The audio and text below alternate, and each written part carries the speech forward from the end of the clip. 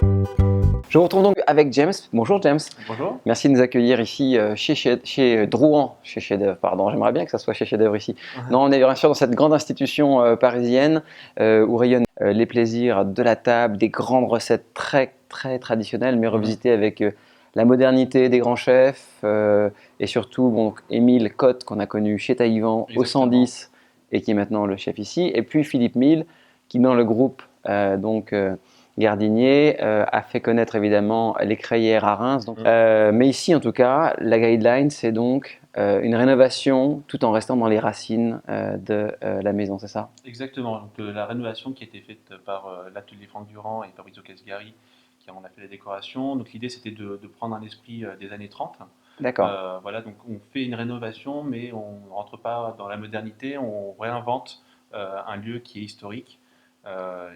Derrière, voilà, on travaille sur une cuisine qui est donc bourgeoise, généreuse, avec Philippe Mille Avec la modernité d'une assiette gastronomique, entre guillemets. Exactement. Bien sûr. Alors, ce qu'on a vu aussi, vous ne l'avez pas encore tout à fait, mais on vous mettra des petites photos, c'est visiter un petit peu les lieux qui ont été recréés ici, notamment les petits salons de l'étage qui sont privatisables, mais qui sont surtout des lieux incroyables, notamment le salon Goncourt, un endroit où pendant donc, presque 100 ans, Pendant 100 ans, on a été, le jury de ce fameux prix littéraire se réunissait, déjeunait et continue à le faire. Et continue à le faire avec des couverts en vermeil personnalisés, etc.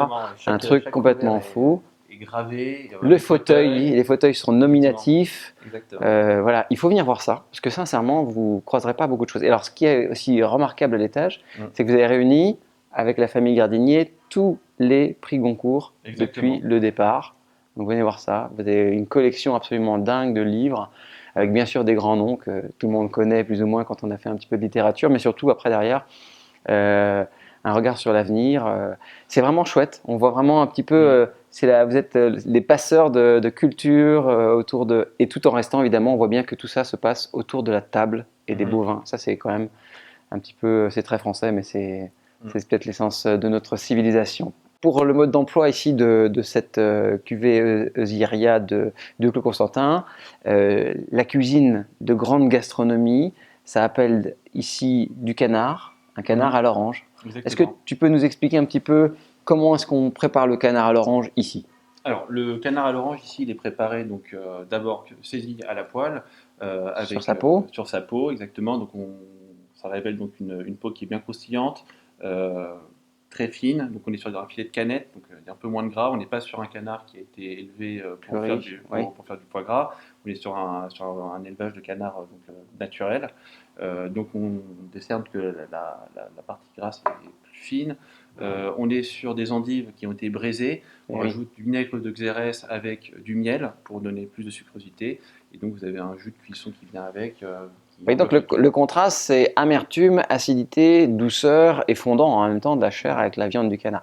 Le jus, lui, base gastrique, j'imagine, avec un jus de canard qui vient un peu corser tout ça. Exactement. Voilà. Alors, je ne vous l'ai pas dit, mais dans d'autres vidéos, sachez que quand vous avez de la grenache dans un vin, la grenache, notamment quand elle est seule ou dans des lectures très infusées, rappelez-vous par exemple de certaines cuvées nées sur sable dans les secteurs de Châteauneuf-du-Pape ou alors des cuvées de grenache qui sont infusées, eh bien vous avez toujours un très bon répondant sur l'orange, sur l'écorce d'orange, sur les agrumes, tout ça c'est des très bonnes pistes. Et donc l'agrume n'est pas en antithèse des vins rouges, au contraire, on peut avoir des prolongations gustatives qui sont très intéressantes. Et donc là, c'est la proposition aujourd'hui, en tout cas, que nous a fait Drouan quand on leur a présenté la bouteille. Ils nous ont dit, bah, écoutez, nous, on joue cette carte-là, et notamment avec la magnifique carte des vins du Rhône, parce que ça, c'est aussi une des autres spécialités du domaine, enfin du restaurant, pardon, c'est 1000 références du Rhône et du Sud. 10 000 bouteilles en cave, de quoi passer un bon déjeuner.